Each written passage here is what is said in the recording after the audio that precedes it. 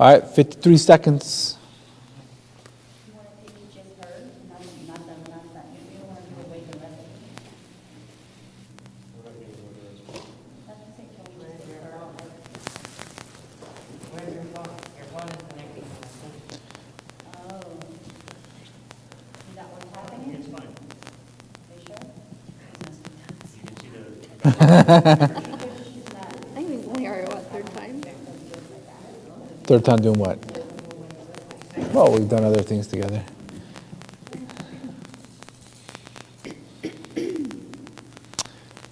We prayed, right? Yes, we did. So is that camera okay? From me? Okay?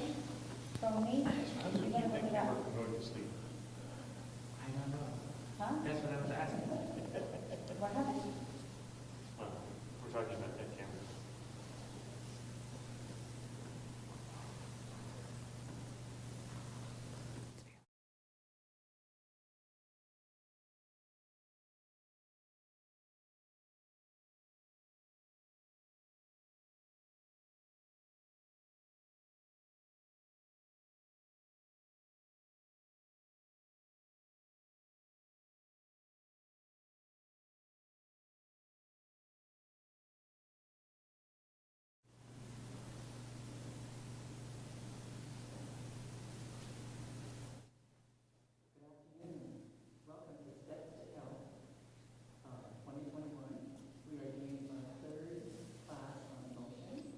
And the topic today is anger and conflict resolution. Our presenters are Pastor Howard Chewelah and his wife Hannah. And they come to us with a wealth of marriage communication and recommendations. And Pastor Chewelah has served in the church for 20 years, and his wife is a women's lifestyle specialist. Both are certified prepare and enrich marriage facilitators. And so right now, I'm sure you're going to enjoy everything they have to teach us today. So, Pastor and Hannah, time is yours.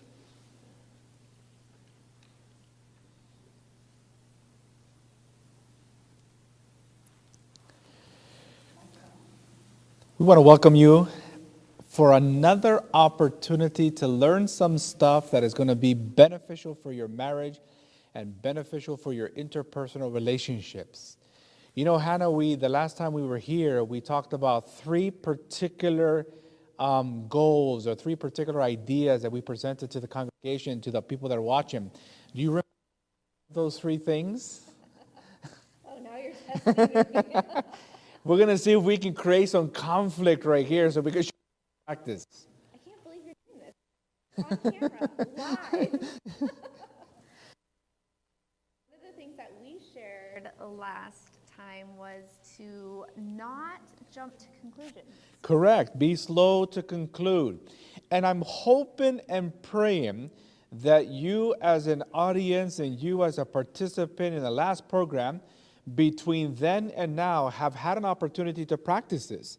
You've had an opportunity to have a conversation with either your spouse or your child or a coworker or whatever the case may be, and have the opportunity to practice some of these things. Because here again, what we're going to discuss today is going to be practical information, but it requires practice.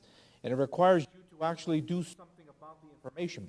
Because sure, you can grab information, you can get a bunch of information, but if you don't apply it, then it just stays as information. Yeah, exactly. Anything else you want to add? No, go ahead. Okay. All right, so when it deals with conflict is very challenging because the only way to avoid conflict is to be dead. It's just, conflict is like one of these things that happens like the mosquitoes in northeastern Washington. You can't get rid of them. They're going to always be there. And so conflict is always going to be there, and conflict is very challenging and difficult, but it doesn't have to be if you practice some of the techniques that we're going to talk about here, at least from the perspective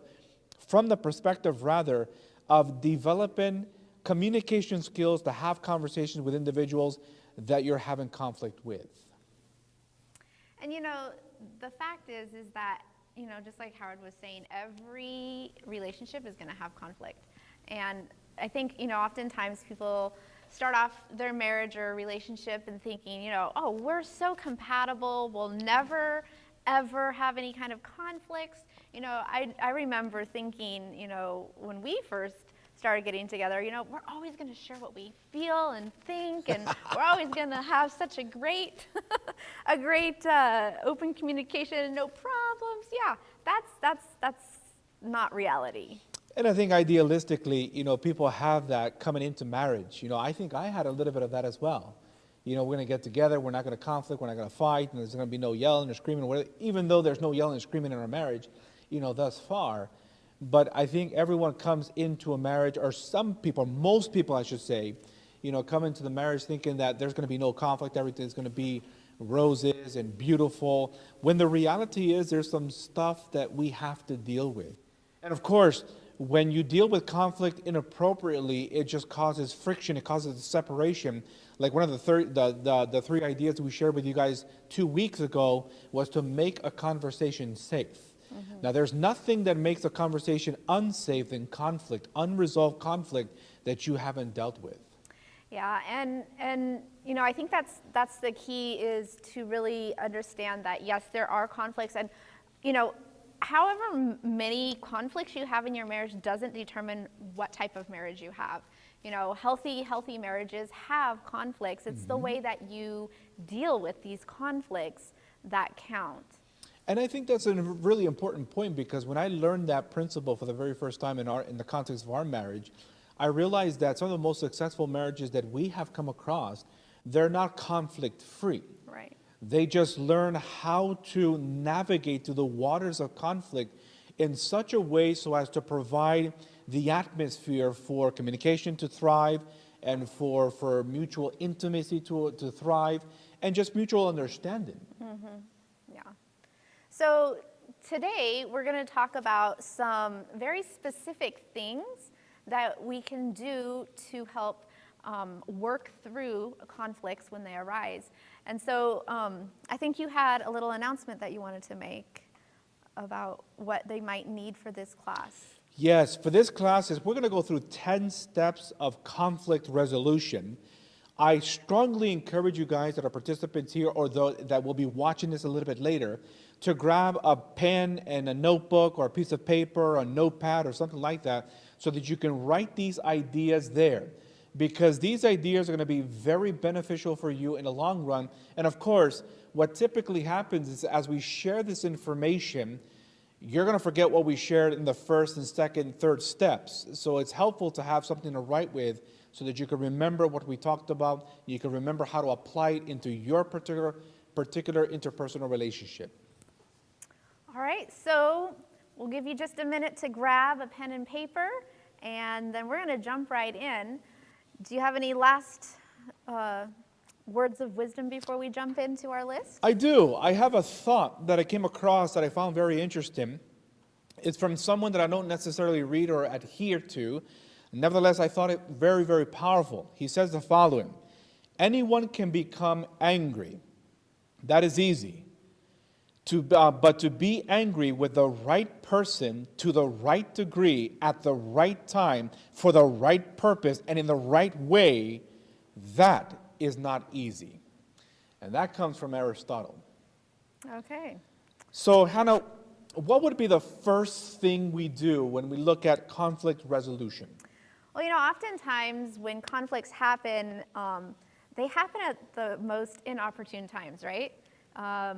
Maybe one of the spouses or partners is getting ready to head out the door for work, and something came up, and that's probably not the best time to start a conflict discussion or anything like that. So oftentimes when things like this happen, we want to make sure that we set a time and a date to deal with the things that come up. And that's kind of really hard. And the reason why it's really hard is because, especially with a type A personality, when there's a conflict that arises in a context of marriage, you want to deal with it right there and then. You don't want to wait to 2 days from now or 3 days from now or whatever the case may be. You want to deal with it right now at this moment. But setting a time and then setting a date for you to have that discussion about the conflict that you're dealing with is actually really helpful, because it feeds into what we'll discuss in a second part of our program today, which is taking a timeout. Part of taking a timeout is giving yourself enough time to really think about what is actually happening. What is the conflict? Because here again, a lot of conflict happens in the context of marriage when you jump to a particular conclusion. And when you jump too quickly to that particular conclusion, that's what gets yourself into trouble.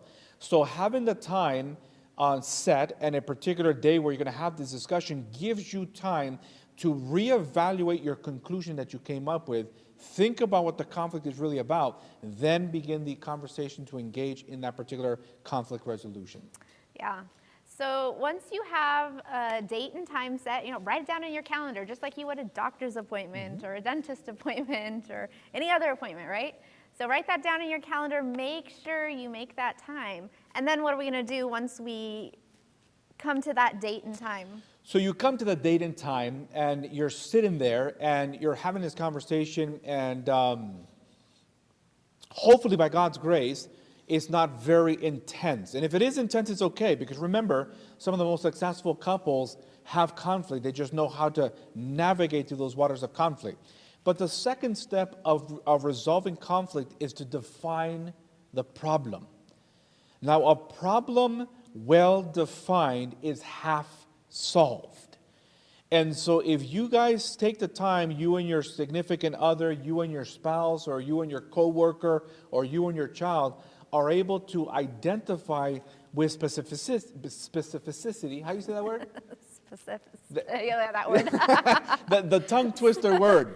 And so when you're very specific in defining what it is, the problem, then you're able to deal with it more effectively. In fact, I would even venture to say that it's half solved if you're able to really nail down the definition. Yeah, because oftentimes, you think you know what the real main issue is, but once you give it some time and stuff, or you can come to it and there may be several issues that need to be dealt with. There may be, the conflict may be around several issues. So it's helpful to narrow it down to one, so that way that you can deal with one at a time. And if your particular conflict is one that is volatile, so you haven't been able to communicate, you haven't been able to talk to each other, you haven't been able to have a reasonable discussion with your loved one, is really hot, really volatile, then this particular definition of the problem will take some time. And the reason why it'll take some time is because everyone will have the tendency to blame each other. Well, the problem is you, or the problem is X, Y, and Z. And so taking the time, like we showed you guys 2 weeks ago, knee to knee, hand to hand, face to face, you're looking at each other, and really working at these particular ideas will help you to put together these concepts and define that problem. And then that kind of brings us into our next step. So our next step in the conflict resolution is to take responsibility. So really look at yourself and really understand, what have I contributed to this issue? What am I doing? What am I saying? What am I thinking that is contributing to this issue? So taking responsibility for your part in this conflict. Because that third step is basically, the way it reads is list the ways that you contribute to the problem. And many times when we're having conflict and we're having these discussions, it becomes volatile in some way, shape, or form. The tendency is to think, okay, this is how you are contributing to the problem. You are doing X, Y, and Z. Or she says to me, this is how you are contributing to the problem. Remember we taught you guys 2 weeks ago, when you use the word you, it really, really causes conflict to flare up even greater. So this particular step 3 is really asking you, the person, how am I, how is Howard Tello contributing to the conflict that I am having with Hannah, or that I'm having with another member, or another family member, or I'm having with my child, or whatever the case may be? How am I contributing to that problem? That causes a lot of introspection, and where you're trying to investigate what it is that you are doing to contribute to the problem. Because here's the reality: everyone contributes. Yeah, just figuring out what your contribution rather than because it's so easy to see, the faults of others, right? I mean, it's just right there in front of you, right? So taking the time to step back and think, okay, what am I doing is going to just make this process to go so much better. And you know what happens also? This is like an added benefit, an added bonus. Because when I recognize what I am doing, Howard Tello is doing to contribute to the problem of the conflict, it takes humility. And because it takes humility, I allow myself to be open more so to dealing with the conflict and finding a solution, because I recognize I'm not, innocent in this whole entire situation. We both have our guilt, we both have our situation we're dealing with, and things that we've contributed, and it leads us to the natural fourth step. And the fourth step is to list all the attempts that you guys have done in the past that have not been successful. And I think this is an important step because, oftentimes we are creatures of habit, right? So we're always going back to whatever we think might have worked in the past. But really sitting down and objectively looking at that and say, did that really work? No, because we're still talking about this conflict, right? So. Yeah, and so if we're going back to the volatile situation, if you get to step number 4 and you're listing the things that you have done before that have not worked, well, possibly yelling at each other did not work. Slamming doors did not work. Or passive aggressiveness did not work. Or being silent did not work. Or going to another room did not work. Or saying, I'm going to my mother's. Or kicking the dog or the cat. Or whatever the case may be. You list these things that have not been successful. Because here again, it requires humility. Especially in a conflict. You don't want to be the one that's wrong, but you sometimes have to recognize that your steps and your decisions and your choices have been wrong so that you can find a solution. Right. So this isn't about beating each other up. Oh, we've tried this and it didn't work because of blah, blah, blah, blah. No, it's about recognizing what has not worked in the past so we can find what will work in the future. And it takes time. I'll be honest with you. It takes time and it takes effort and it takes energy for you to go through these steps and for you to do these things, especially when the conflict is heated. Because there's been a couple of times that we haven't found a solution quickly. Right. I mean, 18 years. Yeah. And so some conflicts that we have had in the last 18, 19 years, we still have not found a suitable solution, but we still continue working at functional solutions so that the marriage stays intact. Yeah. All right, so what's the next step, Hannah? So once you figure out what has not worked, now we want to work on what will work. So you're going to sit down and each of you are going to brainstorm some ideas. And you want to get about 10 possible ideas, and they can be crazy, they can be whatever. Whatever comes to mind, put it down. It doesn't matter. It doesn't have to be absolutely rational at this point, right? This is really cool because when we do marital counseling with couples and we get to this particular step, this is really fun for them because this is when they get silly, they become creative, they become ingenuitive, and they think of crazy ideas and crazy solutions to the problem to try. And so that gives them the opportunity to look at different options, because I think that's one of the secrets, if there's such a thing as one of the secrets. There's many secrets, many realities that you can have. But I think that's one of the things that helps with conflict resolution, in that there's options. There's things that you can look at, there's things that you can try, there's things that you can attempt, and then you can actually find some very interesting things happen in your marriage. Yeah, and oftentimes I'm right now reading about mindset and stuff like this, and so the book that I'm reading is talking, actually, the chapter I'm in right now is about relationships. And so, having a growth mindset versus a fixed mindset in this area especially, recognizing that there are solutions, there can be solutions to the problem. It's not a problem that cannot be fixed. I think of one time we were doing marital counseling with a particular couple, and this couple got to this particular step. They had some major conflict, and so one of the solutions that they came up with was to take a walk once a week with a dog. And so they had this big Akita dog, this big fluffy dog. And so the one that would usually take the dog for a walk would be the wife. And so the husband never wanted to take the dog because the dog would pull and do all these other things. But the wife wanted to spend time with the husband, and that's what they came up as one of the solutions. And so when they tried this and they attempted it, it actually ended up being a really positive thing, because after the walk, they put the dog in the backyard, and guess what happened? They went on a date. They went to go eat somewhere. And then once they went to go eat somewhere, the whole night just changed because they tried one of these things in order to deal with their conflict, to deal with their situation they were going through. Yeah, so yeah, coming up with some solutions. What do we do next after that? So step number 6 is to discuss and evaluate each of the possibilities that you put down. So you put down 10 ideas. And as you put down these 10 ideas, now the next step is to evaluate which one is reasonable, which one can we actually do.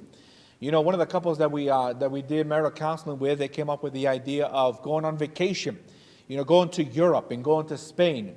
Well, that's a fantastic way to deal with conflict, because you just leave the area where you're doing conflict and go somewhere else. But the problem was the finances. You can't just up and leave, and especially in COVID era, you know, you have to really take things into consideration. So at this step number 6, you're really taking time to evaluate each of the solutions and brainstorm ideas. And then we get to step number 7. So yeah, basically, after you have made your list of ideas, you've gone through them and said, okay, these are the ones we want to try. Now you're going to just put it into action, basically. And the way you put it into action is not by taking all 10 ideas or 5 ideas or 4 ideas and then trying all 4, but trying one. Yes. Taking one single solution. That's why I told you this couple decided to take a walk with their dog, and then afterwards they went to go eat somewhere as a date. They take one solution and to try it, to see what happens.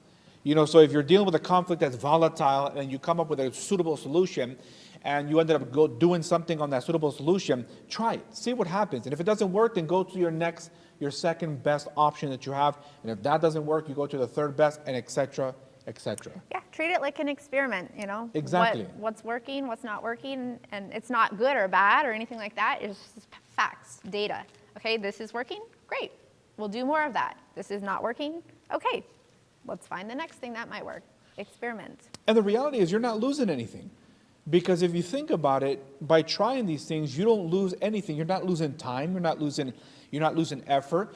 Because if you continue doing the things you did in the past to deal with conflict that haven't been working, they're still not going to work. Yeah, what's that saying? Insanity is trying to do, or you do the same thing and expect different results. Yeah, right? Yeah, because, you know, if it's not working, this is not going to hurt. I remember one time, another couple that we had marital counseling with, they were like, you know, I don't know if we want to take any time to try these things and to do these things because it just seems hard. And I said, okay, well, what are you going to do? And they're like, well, we're just going to keep doing what we're doing. And how's that working for you? There was silence because it's not working. Yeah. You know, they were yelling at each other. They had a cold shoulder situation. They were sleeping in different bedrooms. One of them was sleeping on the couch. The other one was sleeping in the bedroom. It was just a horrible situation. So if you continue in that particular vein of thought, you're going to get the same exact results. So you lose nothing in trying these realities. What's the next step? So the next step is to agree how each person is going to do whatever solution you came up with. So you try one solution, and then each person is going to contribute. What am I going to do to make that solution happen? Mm-hmm. So let's say, for example, we do take the dog for a walk. And so what is Hannah going to do to contribute to that trying of that solution? What am I going to do to contribute to that trying of that solution? That's that step. Yes, and then moving on to the next step. So after you've gone through those, you're going to want to, again, make a time to come back and revisit and see how it's been going. So set up another appointment with yourself, with each other, put it on the calendar, put it in your schedule, and move forward and come back, revisit, see how things are going, reassess, reevaluate. And then the last step is to reward yourself for what you have actually accomplished. I remember one time we had a couple do this, and they went through all the 10 stages. And as they went through all the 10 stages, one of the most interesting things happened is they received a benefit, a blessing as a result of going through these steps. And they rewarded themselves by going to get Chinese food. So what ended up happening is when the Chinese food came home, because they ordered it and then they brought it home to eat it at home because it was better to eat it at home in their particular situation. But the husband had got the wrong Chinese food. Uh-oh. The one she doesn't like. Oops. And so a conflict erupted right there and then because it was a wrong Chinese food. And of course the accusation from the wife is, how can we have been married this long and you don't know what type of Chinese food I like? And so what ended up happening is they had a conflict, they had an argument. And so the husband ends up back on a couch and the wife ends up in a bedroom. And so when I came the next week for our marital counseling session, they're like, this doesn't work because we did all the steps and we got rewarded and I got Chinese food and I got the wrong Chinese food. And I was like, well, that sounds just about right. And they're talking about, what are you talking about? Well, it's not going to work the first time you do it. Yeah. You just got to keep doing it. Yep. You know, if you've never run, I mean, you're a fitness professional and a nutritionist and all this other stuff. You know, if your client tries to do a bicep curl and they're expecting after the first time to do a bicep curl to have muscles the size of Arnold Schwarzenegger, you know, that's an unrealistic expectation. It's going to take some time. You got to keep doing it. Of course, you work with women, so if a woman wants an Arnold Schwarzenegger bicep, that's weird. But anyways, it's not weird. To each their own. To each their own. But the reality is, you want to keep trying. You want to keep working at these particular things because here again, these are 10 steps, 10 things that you can try to resolve conflict in your marriage, and it's going to take some time. And it's going to take some effort, it's going to take some energy, it's going to take some intentionality, but I guarantee you, you take that intentionality and it's going to make a difference in your marriage. Yeah, definitely. It's not going to happen overnight. So, right before we break at this particular moment, we're going to break for a cooking demonstration that's going to be provided by Marty. The next segment of our program, we're going to be talking about taking a timeout because there are some conflicts that are pretty hot. Yes. There are some conflicts that are pretty intense, and these 10 steps get kind of just mingled up and just kind of confusing, and you need to call a timeout. Mm-hmm. And so we're going to talk about how to take a timeout, what a timeout actually means for the context of marriage and in conflict, and we'll talk about that when we come back. Hi there. Okay. This has been some really good information. Again, we want to remind you that if you have any questions, go ahead and email us at stepstohealth@chewelah@gmail.com. We'll be happy to answer any of your questions that you might have, and we hope you do have some. This is really good information to have, especially in this day and age with all the extra stresses that we have. Today's recipe, I'm just going to do something quick and simple because I like them that way. I don't have a lot of time. And, you know, I was thinking about this when I first became a vegetarian. I knew that it required getting rid of meat, so that wasn't a problem. But after that, I was kind of stumped. So my diet consisted of green salad, cheese, and a bag of M&Ms. This was my idea of a vegetarian diet. Fortunately, some friends came along and helped me, and I learned a lot. But meat is a difficult thing to replace in the diet when you're used to having that. I eventually did graduate to peanut butter and jam sandwiches, and I added some few other things, but I've always been amazed at the things that you can replace with meat. Our Creator has been so good to give us such a variety of food that prepared properly will replace that meat sensation that we have, and it's healthier for you. So today, this is a new one I just learned, and I will confess I've never made it before, so you're going to be experimenting right along with me. But I was really excited because this is really very, very simple. You don't have to cook the product after you've got it put together. It's basically a raw recipe. It is called walnut meat. You can see the recipe up there.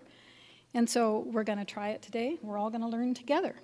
So what this calls for is 2 cups of walnuts that you soak for at least 20 minutes, except I just realized I want to put this in first. So I've got my 1/4 cup of onion, and then I've got my 2 cloves of garlic, and I'm going to put it in here first, and I'm just going to mince it up a little bit.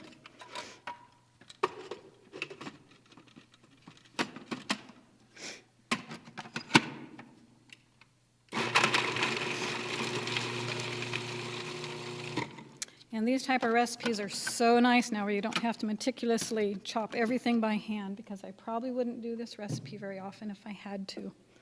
So now you're going to take your 2 cups of soaked walnuts. You soak them for 20 minutes.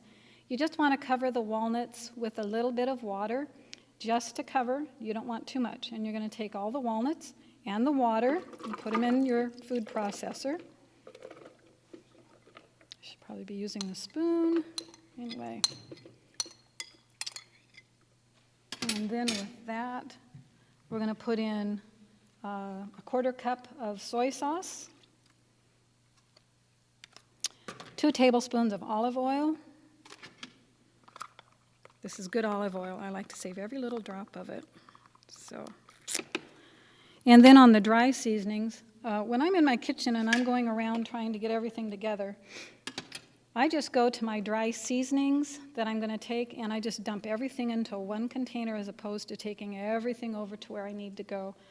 I can get scattered pretty easily. So for me, it helps if I just put all the dry stuff together, put all the liquid stuff together. Then when it comes to this point, all I have to do is dump it in. So this is our 2 tablespoons of nutritional yeast, 1 tablespoon of dried oregano, 2 teaspoons of cumin, and what else did I forget here? Let's see. And then a little bit of cayenne pepper. That's the key.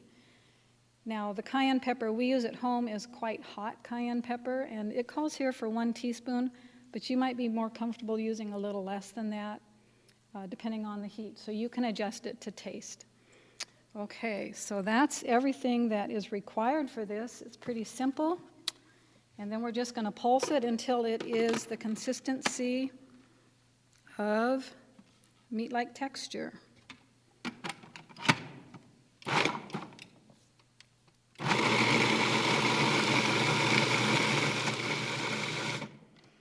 And you may need to check it every now and then and maybe scrape it down.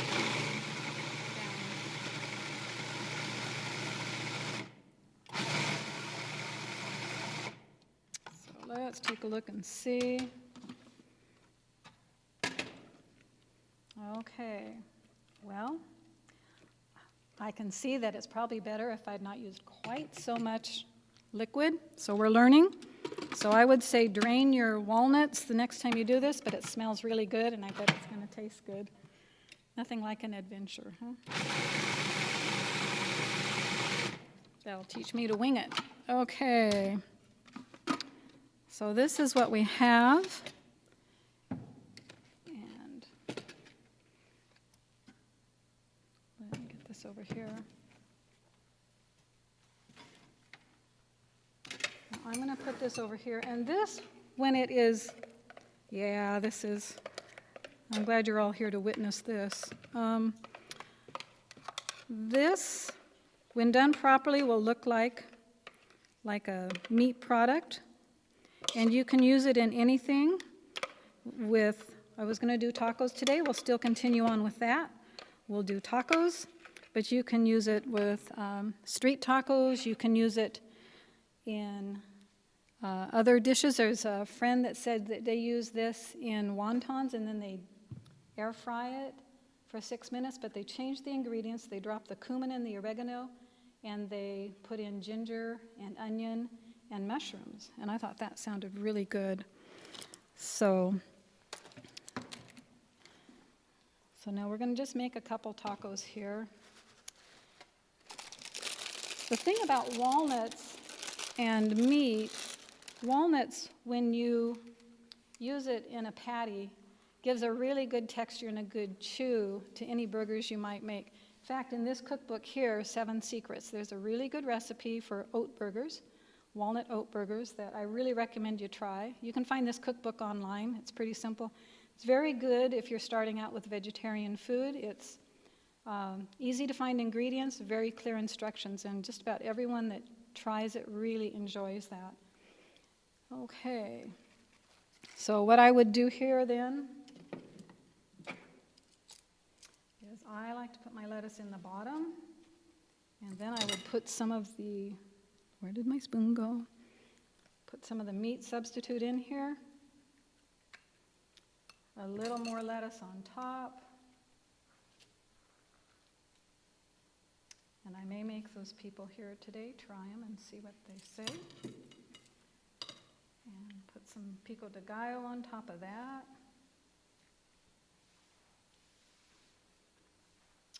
Okay. Maybe an avocado. And for those of you who like things really, really spicy, you can certainly spice it up. I think some chipotle seasoning in this would be really good. I just made it the way that the recipe calls for. So we will do that. I'm eager to try it again. I think that it will work better now that I know what it does. I was going to show you some oat burgers today, but I thought, oh, that was just kind of complicated, and I wasn't sure how that would go. So I chose this. Maybe next time we'll do oat burgers. So put some avocado on here and some pico de gallo. And this pico de gallo that we like is just onion, tomato, cilantro, and some lime juice, and then just a little bit of salt. So that's what we have. And again, thank you for your, I hope you enjoyed this little escapade. And we just thank you very much. I hope you enjoy it.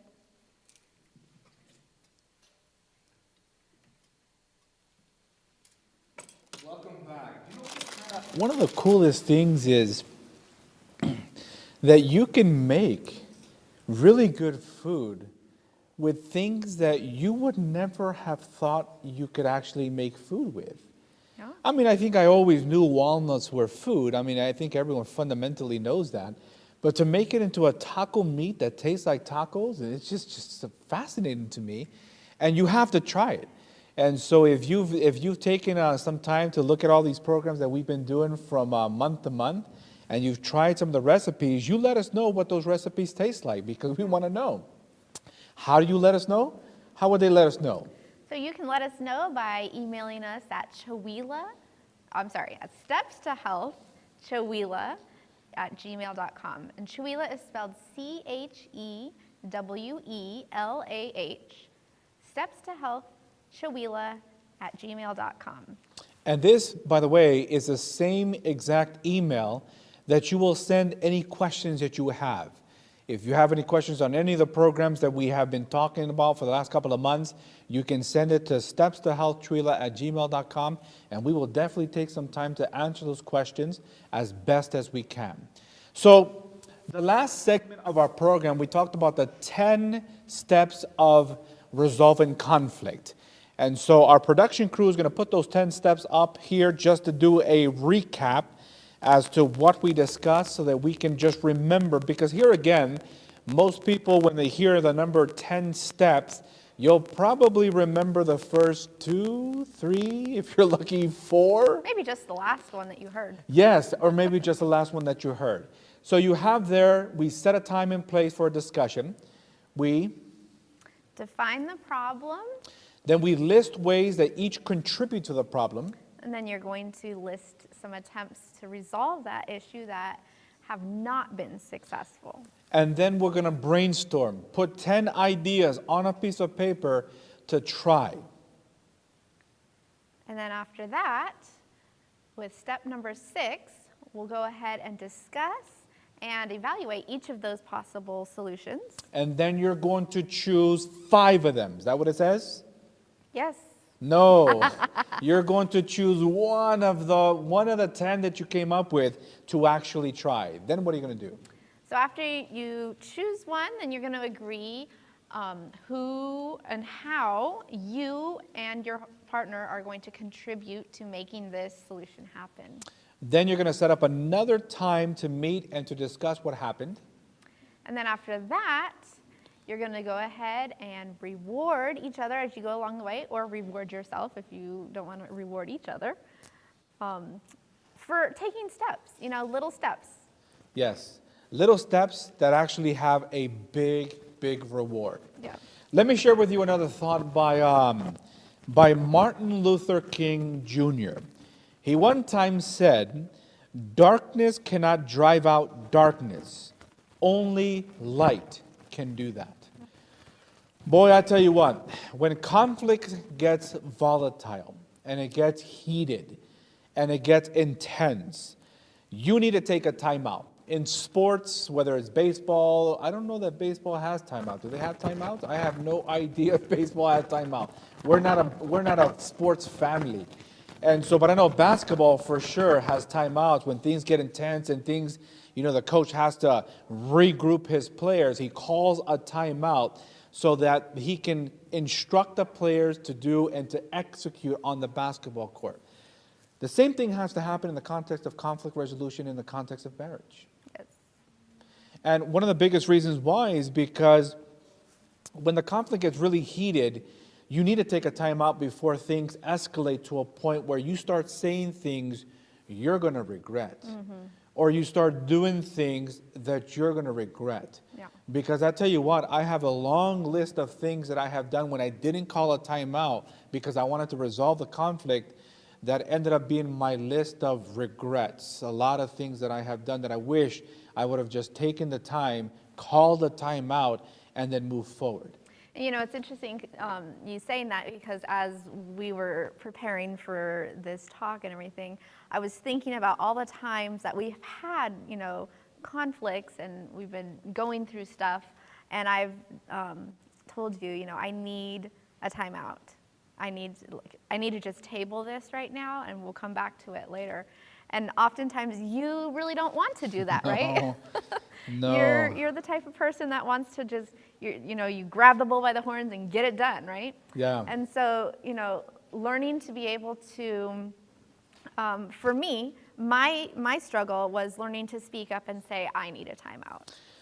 And one of the things that we recommend to couples to do is to recognize the psychological, or actually the physical and emotional realities of your personal life that cause you to call a timeout. So if you're in a conflict with your loved one and your face is starting to feel hot and red, or you're starting to sweat, or you're starting to grind your teeth, or you're starting to do some physical or emotional reaction to the conversation, that's when you begin to realize you need a timeout. So you take charge of that. So that's kind of the first step. The first step to calling a timeout is to recognize in a particular conflict, in a particular situation, a conversation with your loved one, to actually say, hey, I need a timeout. And you're really good at timeouts. You really are. I'm not very good at timeouts. I like to, like she said, grab the bull by the horns, and just move forward, plow through the particular situation, plow through the conflict, and then figure it out as we go. But what happens many times, Hannah, is that by taking that particular position in that very volatile situation, it doesn't turn out really well for me. Why not? Ever. Because it just makes her madder, and it just makes me more confused and frustrated, and we're both mad, and it's just not a positive thing. So what's the second thing that we can do in order to call a timeout? So, well, first, after recognizing that you need a timeout, then you're going to go ahead and actually call the timeout. So, like I was saying earlier, for me, that was a hard thing to do, because this is something I've worked on personally, just learning how to speak up for myself and ask for what I need, because that has not always been something. My go-to is to just shut down. So what about you? What has been your experience with when you recognize that you need a timeout? How have you I don't think in the called last that? 19 years I've ever called a timeout. Yeah, I don't think so either. And so because I've never called a timeout, I'm not exactly sure how that actually works. Because I just kind of move forward and we do what we need to do in my mind. But here again, like I said earlier, it causes more problems than there are solutions. So one of the hardest things I've had to do in our particular relationship is when Hannah calls a timeout, to actually respect the fact she called a timeout. That's hard for me. That's very difficult for me, because here again, I want to deal with the situation. I want to find a solution. I want to move forward. Yeah. But because I do that, I don't respect the fact that she called a timeout. You might be in a relationship right now where that's the case, where you're thinking in your mind, you know, Pastor, I try to call a timeout. I try not to have conversation with these individuals, but the reality is I call the timeout and they just keep bulldozing me. They keep pushing. They keep saying, what do you mean? What do you mean? And I just can't deal with it anymore. So I would rather not continue the conversation and continue any conflict resolution. So if that is your situation, listen, if you're the person that's causing that pushing, bulldozing, take some time to respect the fact that someone called a timeout. Yeah, and just recognize that the timeout isn't that there's resolving is not going to happen. It's going to happen, maybe not on your timetable, but it's going to happen. And it's okay to call a timeout, and it's also okay to respect the person who called the timeout. So they're not buying time, they're not making excuses, they're not trying to run away from facing the conflict head on, like many times I think. They just simply need to recollect themselves, make sure they're not jumping to conclusions too quickly, and most definitely making sure that they're making the whole conversation safe. Yeah. And, you know, I think when I've called a timeout and you have not respected that, it really just kind of drags the conflict out longer, because then we start dealing with issues that are not the main issue. You know, Yeah. I'll start addressing, you know, you might say something that hurt me, and I'll address that rather than sticking to the main issue. Yeah, and you guys see Hannah's real nice right now, real calm, real speaking, but man, when she gets mad, that red hair flares up. And so it's very, very intense. But here again, this timeout thing is very effective, because when we can talk about it, we can share with you guys the principles, share with you guys how to do it and stuff like that, but until you actually do it, you don't recognize the benefit. I remember one time where I decided, and this has been a while, but I remember one time I decided to respect your timeout, and I took that time to fume. Because that's what happened. I fumed. I thought about all the ways I can address a solution and find the solution and find a suitable solution to the problem that we were facing, the conflict that we were facing. And then lo and behold, when we came back together, I was still fuming. When we came back together, Hannah was a lot more calmer, and her solutions were much better than any of my 2,500 solutions I came up with when I took that time out, because I respected your time. What's the third thing we can think of? So kind of just what you were talking about is when you do take that time out, you know, make sure you walk away and don't keep fuming, right? Take some time to relax and maybe draw your mind off a little bit, allow things to calm down, let your heart rate come back to, you know, your normal heart rate, let your breathing rate come back down, your blood pressure, your temperature regulation, all these physiological changes that go on in your body, you know, you need to come back to homeostasis, to that, you know, the balance of where your body likes to be before you're able to think clearly again. And one of the things that helps me out in the midst of that fuming, like I just shared just earlier, is I have to take this time of relaxing and this part of the calming down section of the timeout, and I have to take some time to change the way I'm wording what I'm telling myself. Mm-hmm. And so instead of what I mean by changing is I change you make me feel, or Hannah makes me feel so angry because of X, Y, and Z. Hannah does this, or Hannah does that, because what happens is by blaming her or by blaming your loved one, you just continue putting fuel to the actual proverbial fire. Mm-hmm.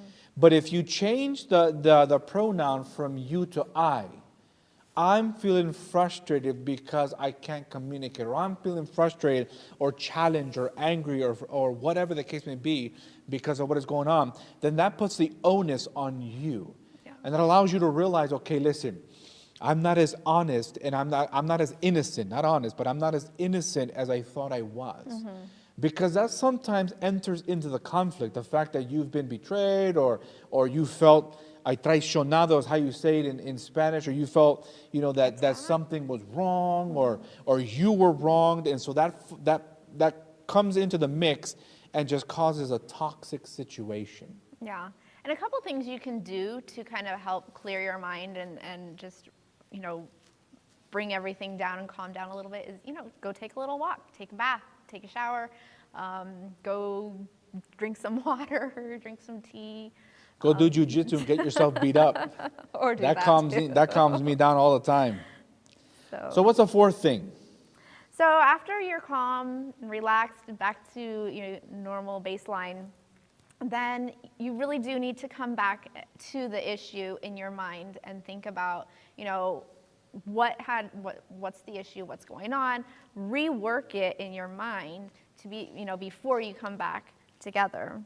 Because you're asking yourself the question, what's important? Yeah.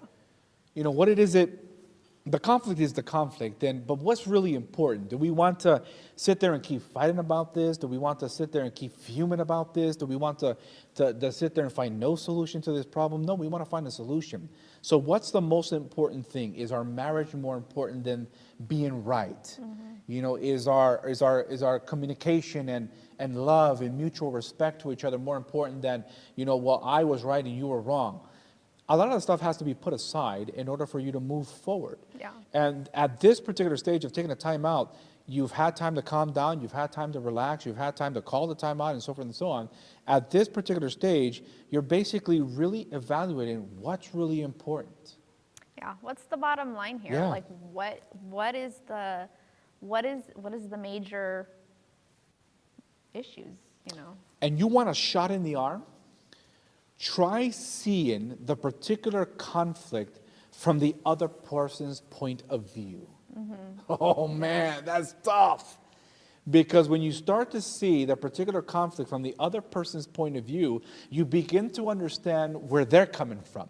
And you begin to understand that what you do to contribute to the intensity of the volatile situation is actually not healthy.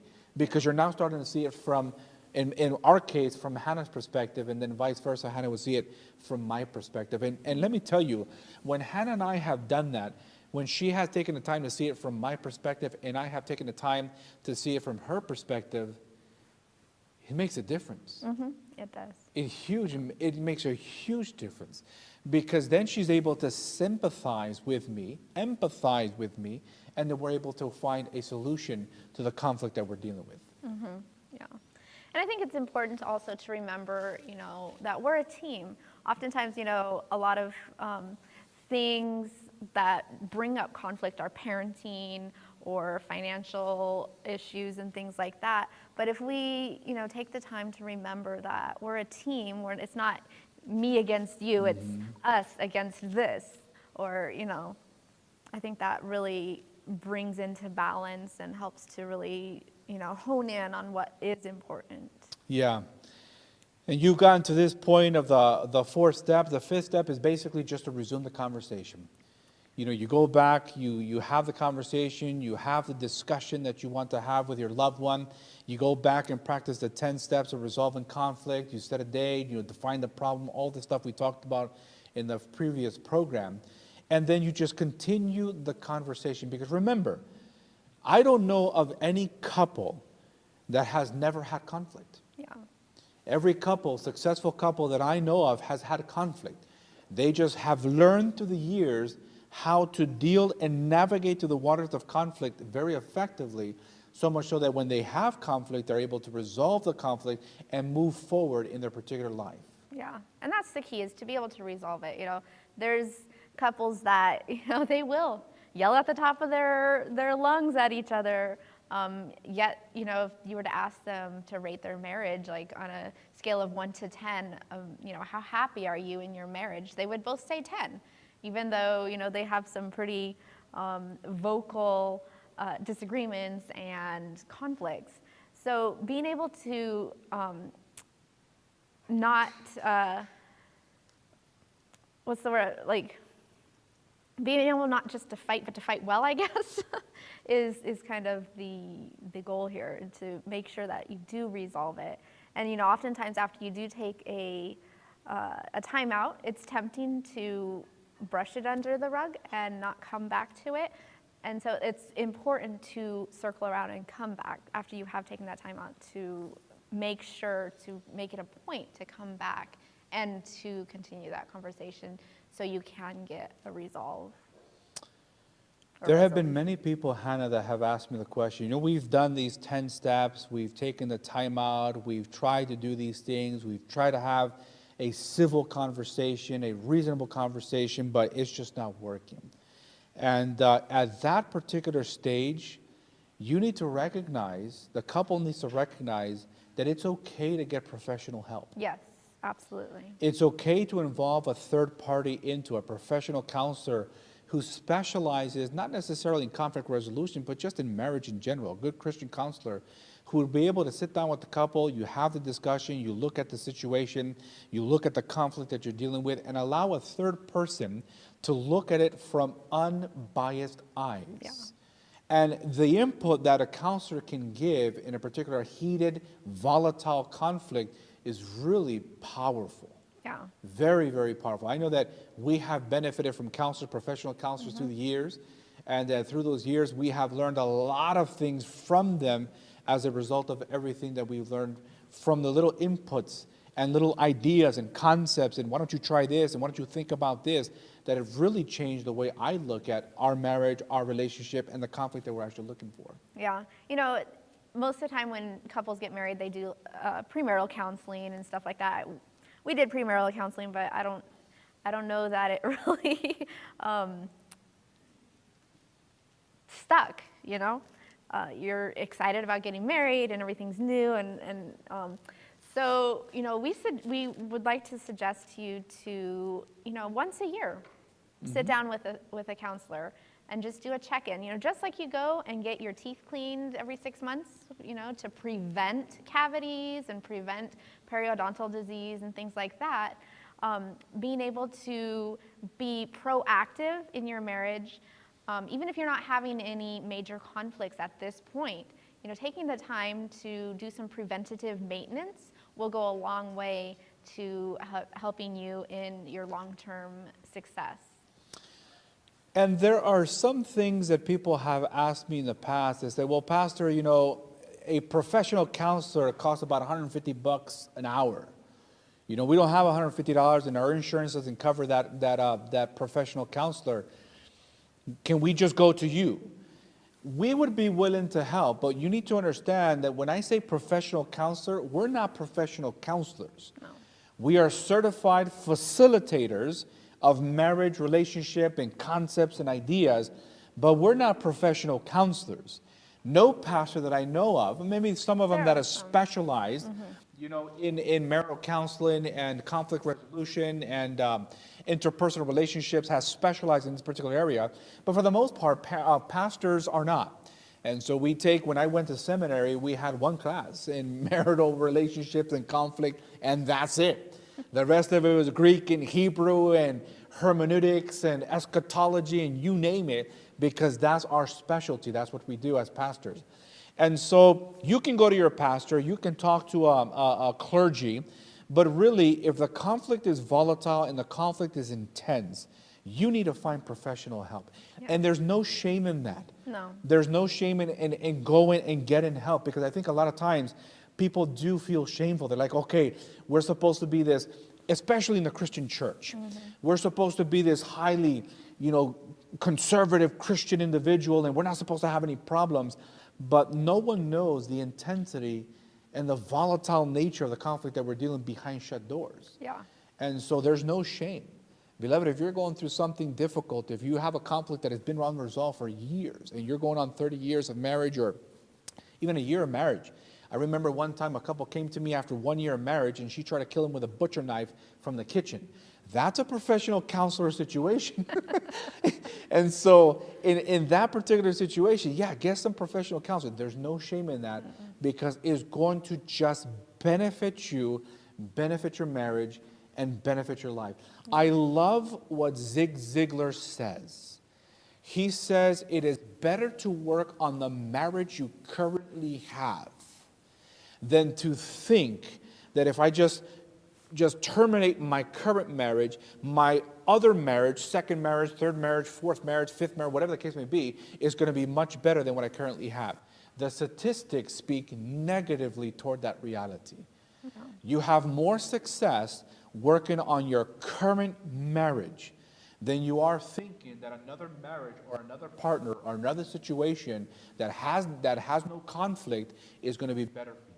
Because the reality check is conflict will arise. Yes. And if you haven't learned how to deal with conflict and navigate through those waters of conflict, that next partner, you're going to have the same situation, same problem, same arguments, and the next thing you know, you're looking at the same solution. Well, I just get rid of him or I just get rid of her and find another spouse, and you're up to number 6. Yeah. Yeah, if the grass is looking greener on the other side, then just start watering your own grass. Yeah. So. All right, beloved. So that concludes our program for today. And so we have spent some time looking at the 10 steps of conflict resolution. We have looked at the steps of taking a timeout. We've talked about these things. We've recapped a little bit about what we talked 2 weeks ago. And by the way, if you don't quite remember what we talked about 2 weeks ago, just go onto our YouTube channel. What's our YouTube channel?